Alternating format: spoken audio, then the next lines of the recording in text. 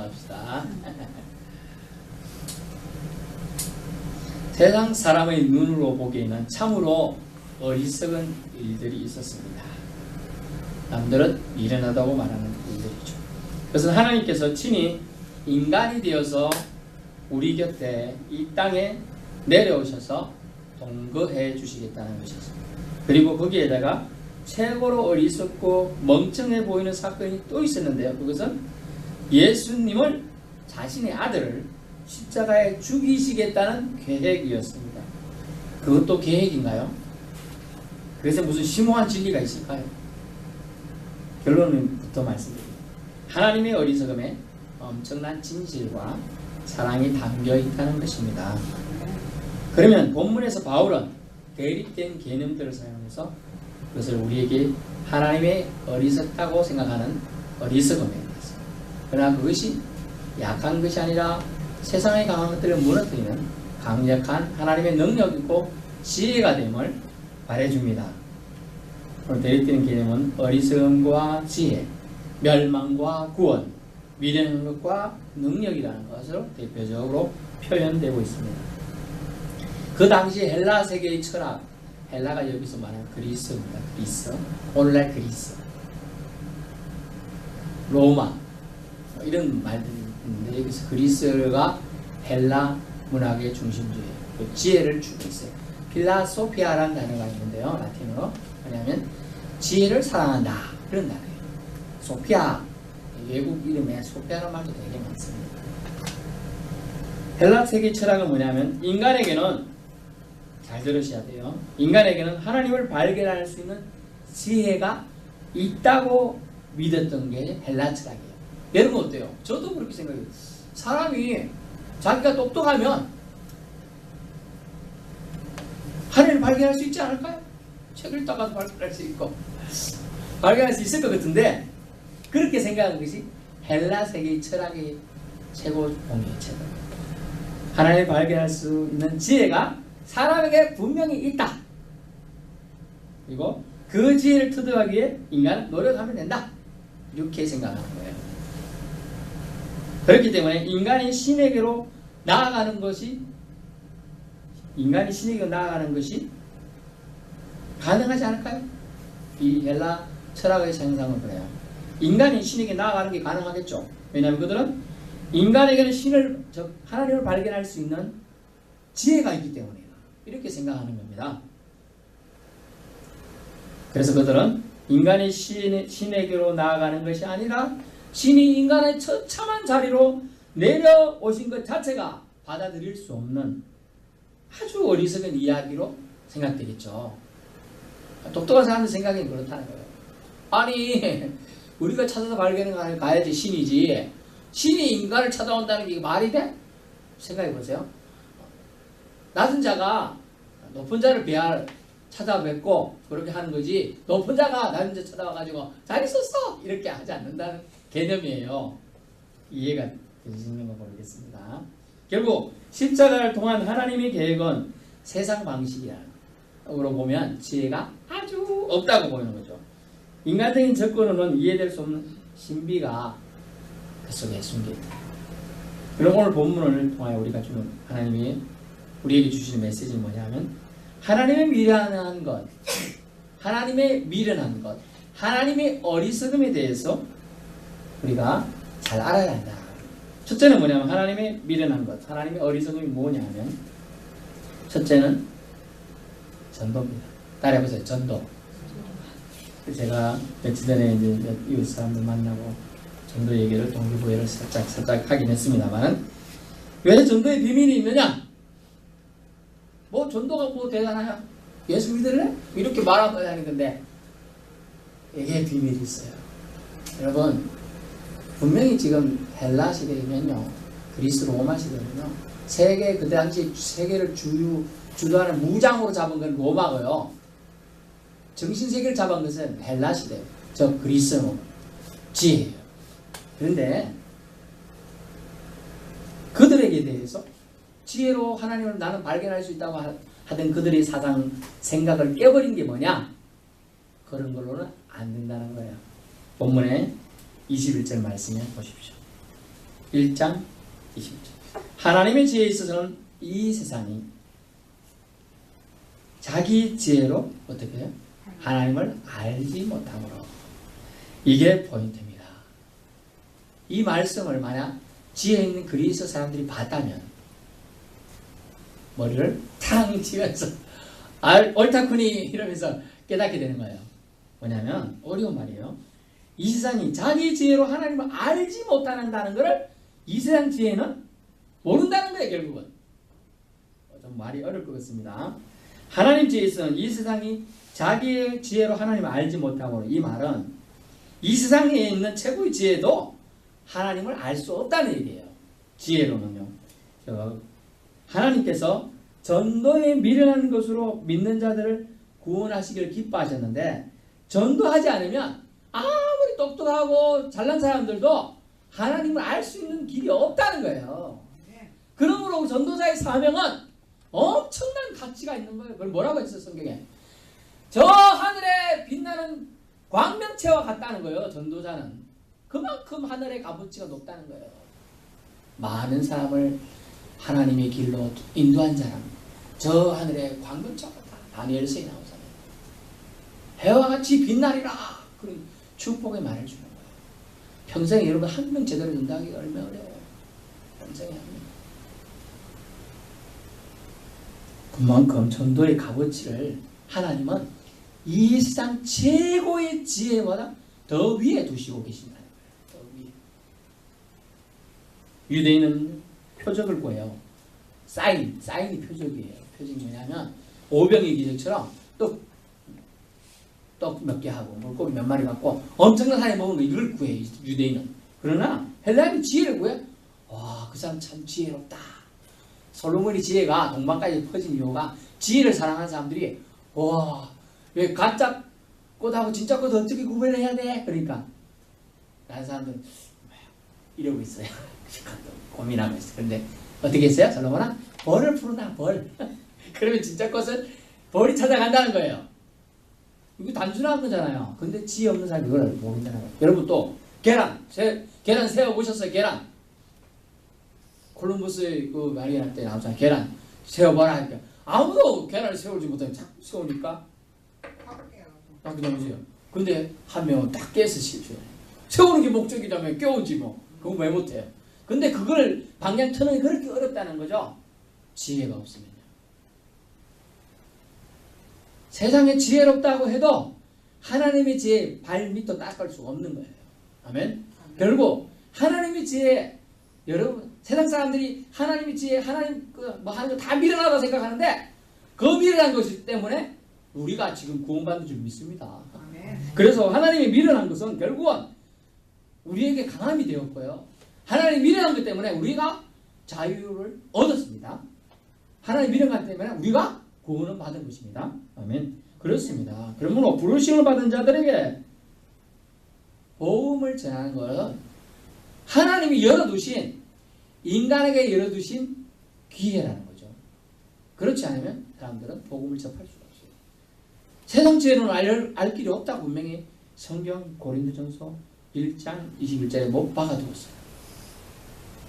아무도 알 수 없다. 구원의 복음을 공적으로 선포하는 행위가 바로 전도인데요. 교회의 생명을 불러일으키며 교회를 세우는 원동력이 바로 이 전도에 있어요. 어떤 사람들은 오해하는데 전도 안 하면 교회 사람 숫자 늘어나고 헌금도 많아지고 뭐 이렇게 오해해요. 누가요? 아주 바깥에 있는 사람들 또는 초신자들이 그렇게 오해해요. 사실은 그게 아니에요. 그 영혼 한 영혼이 돼지 때 수백 마리 몰살시키면 가서 한 명 구했잖아요. 군대 귀신 들린 사람. 돼지 때 지금 돼지 한 마리 30만 원 한다고 예를 들면 옛날 더 비쌌, 지금 더 비싼 데도 있지만은요. 얼마예요? 100마리를 하면 또 그라이 잘하는데 3천만 원. 수백 마리면 그건 억에 가까운 돈이에요. 옛날에 억이라니까요. 그만큼 생명이 소중하다. 근데 그 생명을 얻는 길은 성경은 전도밖에 없다라고 지금 말하면서 하나님을 기쁘시게 하는 일이 이 전도라고 얘기하고 있는 거예요. 그래서 하나님의 미련한 것 전도다. 첫 번째가 전도. 왜냐하면 복음을 선포하는 것이 전도예요. 여러분 그냥 가가지고 뭐 이렇게 말하는 이런 게 전도가 아니고, 엄격히 말하면 이 전도 개념은 복음을 제시해요. 복음이 뭡니까? 예수님이 하나님의 아들이시고 예수님을 통해서만 구원받을 수 있다. 이 두 가지만 전하시면 되는 거예요. 그럼 어떻게 통해서 구원받지? 그러면 그 얘기에 한 개 더 들어가서 예수님이 나의 죄를 위하여, 당신의 죄를 위하여 십자가에 못 박혀 죽어주셨구나. 그거 당신 죄 때문에 죽었다니까? 나의 죄 때문에 죽었다니. 그걸 설명하면 되는 거예요. 그 얘기가 바로 전도의 핵심 복음의 내용이 되어야 한다는 겁니다. 그리고 하나님의 죄에서는 이 세상이 자기 죄로 하나님을 알지 못한다고 기록해 주고 있는 것을 우리는 마음판에 새겨야 합니다. 그렇기 때문에 세상에서는 미련하게 보이는 전도로 믿는 자들을 구원하시기를 기뻐하셨다는 겁니다. 우리는 하나님이 기뻐하시는 일을 하여야겠습니다. 세상 방식으로 되지 않는 것이 하나님을 찾는 겁니다. 세상 방식으로 하나님을 찾을 수가 없어요. 하나님을 알 수도 없다는 겁니다.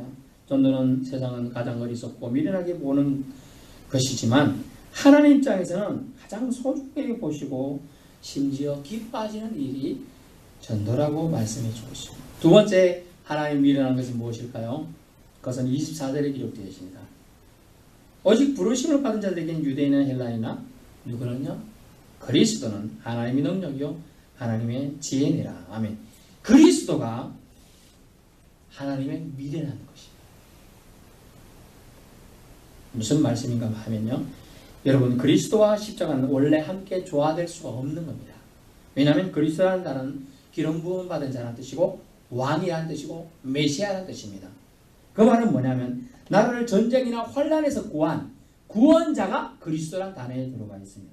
그런데 이 백성의 칭송받는 추앙받는 존재인 왕을 상징하는 그리스도라는 단어와 십자가가 어울리냐고요? 어울리잖아요. 십자가는 누가 받죠? 죄인이 받는 거예요. 이것도 극악무도한 죄인이 받는 형벌이 십자가 형벌인 겁니다. 주님이 십자가를 지게 하신다는 겁니다. 여기에 십자가의 도가, 십자가의 희생이 들어가 있는 겁니다. 하나님이 역사하시는 방법은 십자가에 있었습니다. 십자가는 가장 끔찍한 형벌입니다. 사형수의 부끄러움과 무능력을 상징하기에 도대체 조화될 수가 없어요. 그리스도라는 단어는. 그러나 왕과 제수, 영광과 저주가 어울리지 않듯이 그렇다는 겁니다. 그런데 하나님의 미련한 것은 하나님의 최고로 어리석은 지혜는 이것을 가능케 하셨다는 거예요. 할렐루야. 하나님의 최고로 어리석은 지혜조차도 이것을 가능케 했어요. 그리스도와 십자가가 조화롭게 되었어요. 그래서 여러분에게 십자가가 의미가 있는 거고 우리 교회 뒤에 있는 십자가가 의미 있는 거예요. 그렇지 않은데 않고 그런 의미를 모른 채 십자가를 목에 하고 다니고 차에 매달고 다니는 아무 의미가 없는 거예요. 그런 의미를 알 때 십자가가 은혜구나 라고 와닿는 거예요. 그 십자가에 우리가 매달려야 되는데 아무 죄 없는 주님이 매달리셨다는 걸 상징하는 것이 십자가라는 거예요. 그래서 하나님이 미련한 것, 어리석은 것을 그리스도에 집약시켜 두었어요. 그리스도의 십자가에 집약시켜 두었어요. 지혜는 이것을 가능케 하셨고 이를 통해 인류 구원의 마당을 펼쳐 놓으신 거예요. 십자가에서는 오직 구원받은 자들, 믿는 자들, 부르심을 받은 자들에게 이해되고 받아들여지는 하나님의 능력이라는 것입니다. 그러므로 잘 들으세요. 좀 전에 말씀드린 오직 구원받은 자들, 믿는 자들, 부르심을 입은 자들에게만 이해되는 거예요. 아무리 세상 사람들이 지혜롭고 뭐 하다 해도 그 외에 다른 사람은 이해될 수가 없어요. 이걸 십자가로. 십자가 받아들이지 않는다니까요. 장식품이 장식품. 그냥. 근데 이게 믿는 자들, 부르심을 입은 자들, 구원받은 자들은 이게 와닿는 거예요. 체험이 되는 거예요. 체득되는. 우리가 어느 순간에 막 기억이 가물가물하고 막 무슨 놀라는 상황이 있을 때 하면서 막 나는 기억력이 한 개도 안 나. 근데 전화기가 만약 있다고 예를 들게요. 번호가 기억이 안 나. 근데 손이 가가지고 어느 내가 누르고 있죠. 그런 경험이 있을 거예요. 손이 자동적으로 기억할 때.